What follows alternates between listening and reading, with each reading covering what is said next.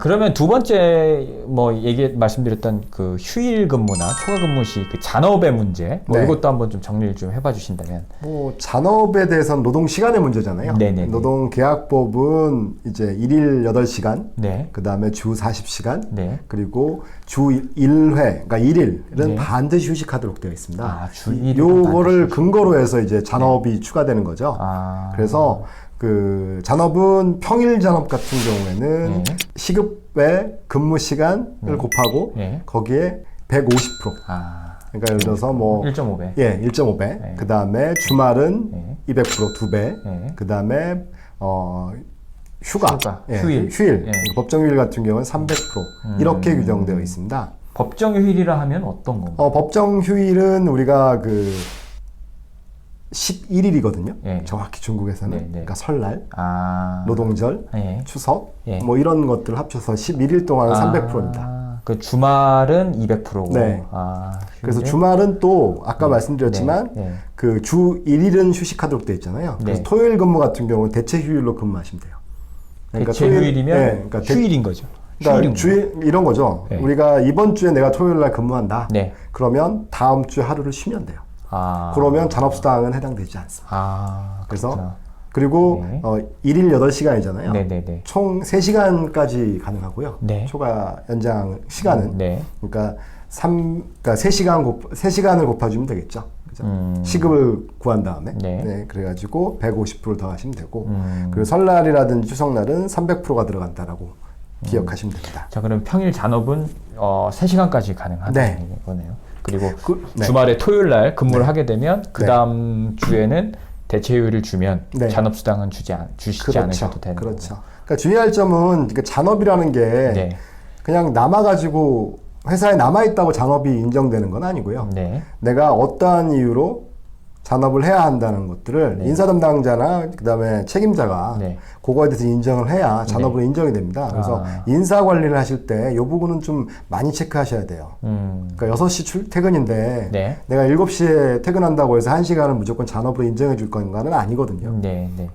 그래서 그 부분은 항상 고과 관리나든지 인사 관리를 할 때 항상 주의를 하셔서 네. 불필요한 잔업수당이 계산되지 않도록 주의하실 필요가 있습니다. 알겠습니다. 그리고 두 번째는 네. 우리가 설날 보통 한 일주일 쉬잖아요. 네. 그러면 300%를 일주일 동안 다 줘야 되냐? 이건 아니거든요.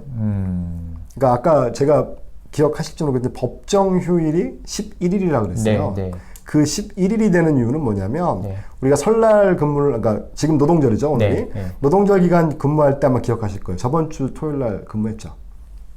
네, 그쵸. 그렇죠. 했죠. 그러니까 네. 이런 걸 합쳐가지고 5일을 만들고 일주일을 만드는 거거든요.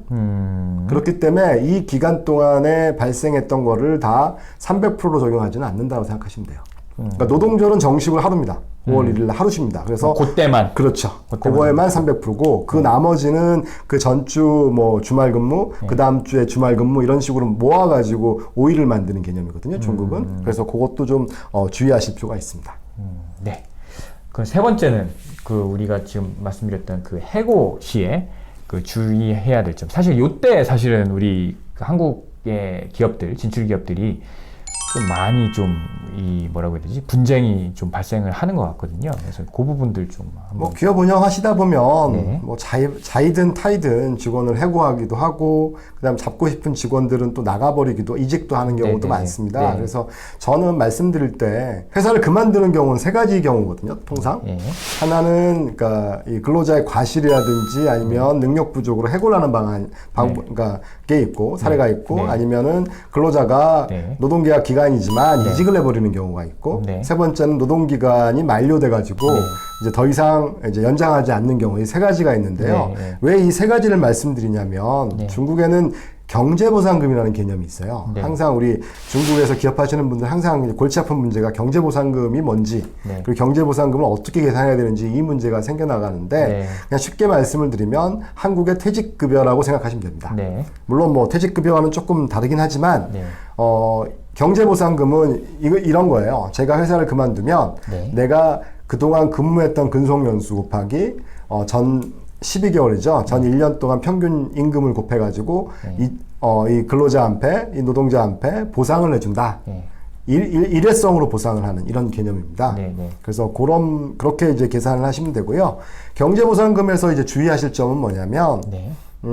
회사가 파산을 하더라도 요거는 지급하셔야 되는 거가 있어요. 그러니까 우리가 보통 보면 회사가 어려워서 파산하는데 경제보상금 왜 지급해? 라고 하시는데 그건 아니고요. 네. 반드시 이 부분은 주의하셔야 되고 대신에 경제보상금을 지급하지 않아도 되는 경우가 있죠. 언제죠? 첫째는 네. 근로자 과실일 경우에 뭐 당연히 그러겠죠. 네. 두 번째는 노동계약 기간 중에 네. 노동자가 자진해서 이직할 경우에 왜냐하면 자진, 예, 제가 지금 계속 말씀드리는데 중국의 노동 관련 근거법을 노동계약법이라고 하잖아요. 네. 우리나라 같은 근로기준법 뭐 이렇게 해야 되는데 노동계약법이라고 나오는 이유가 뭐냐면 노동관계는 계약이라는 얘기예요. 그러니까 자진 이직을 했다는 얘기는 노동자가 계약을 위반했다는 얘기이기 때문에 이 경우에는 경제보상금에 해당되지가 않습니다. 그 외에는 거의 대부분이 그러니까 계약 만료로 인해 가지고 그만둘 경우에도 네. 경제보상금은 해당이 된다 이렇게 보시면 될 것 같아요. 네. 네 번째는 저희가 뭐 아까 말씀드렸던 그 임금 인상과 관련한 부분이거든요. 네네. 상여금이나 뭐 이런 네네네. 부분에서도 좀 한번 정리 좀 해주시면. 상여금은 이게 사실은 그 최근에 소득세하고 좀 관련이 깊은 건데요. 네. 상여는 보통 연말 상여를 주죠. 네.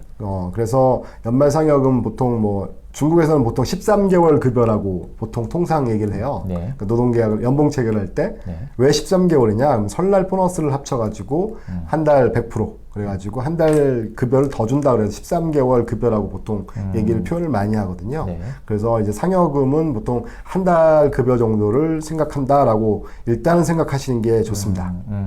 그래서 연봉을 계산할 때는 전부 다 합쳐가지고 계산하잖아요. 네. 그걸 12개월로 등분하시는데 그렇게 계산하지 마시고 월 급여를 산정해서 12개월치를 하고 플러스 1개월 이렇게 100%. 생각하시는 게 아마 중국에서는 좀 현실적일 것 그럼 같습니다. 이게 정기상여처럼 이게 네. 그러면 100%를 네. 그러니까 13개월치죠. 네, 네, 네. 100%잖아요. 네, 네, 그럼 네. 이거는 법적으로 규정이 돼 있는 건가요? 어떤가요? 이 법적으로는 되어 있지 않습니다. 근데 이게 어느 정도 관례인가요? 관례죠. 아. 예, 노동관례. 그래서 아마 여기서 직원을 채용하실 때 꼭 물어볼 거예요. 그러면 13개월치 급여를 주느냐? 그래서 어떤 기업들은, 그러니까 복지가 좋은 기업들은 15개월치 급여를 주는 경우도 있고요. 그래서 이런 부분은 최소 미니멈이 13개월 급여다라고 생각을 하시고요. 네. 예전에는 요거를 연말상여 같은 경우에 소득세 우대 혜택을 좀 적용을 했어요. 네. 근데 최근에는 이제 종합과세를 하면서 요거까지 다 종합신고를 해서 이제 세금 신고를 하기 때문에 예전 같은 어떤 소득세 우대 혜택은 받지 못한다라고 생각하시면 될 것 같아요. 소득세 우대 혜택이라 하면 이 받는 근로자 네. 우대 그렇죠. 혜택이 있었는데 예. 지금은 네. 이제 종합과세를 네, 하다 네, 보니까 네. 그런 우대는 예, 없어졌고 예, 예. 그다음에 상여금은 보통 이제 설날 보너스 연말 상여금 네, 그냥 설날 보너스다라고 생각하시면 그거로 돼요. 보통 네. 주는데 이거는 법은 아니고 네, 네, 네. 관례상 보통 지급을 하는 경우다라는 네. 거고. 그리고 임금 인상 관련해 가지고 저희들이 가장 많이 이제 문의를 많이 받거든요. 네, 네, 네.